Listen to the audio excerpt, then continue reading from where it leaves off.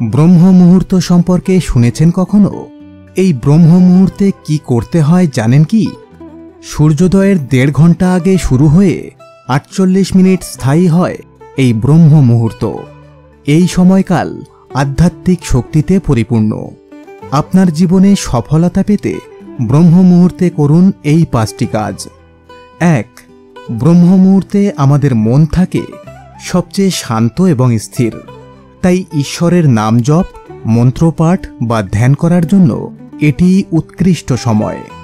এ সময় আপনি যদি ওম করাগ্রে বাসতে লক্ষ্মী, কর্মাধ্যায়ে সরস্বতী, করমূল্যে তু গোবিন্দ, প্রভাতে কর দর্শনম এই মন্ত্রটি নিয়মিত জপ করেন, তাহলে জীবনে সফলতা ধরা দেবে।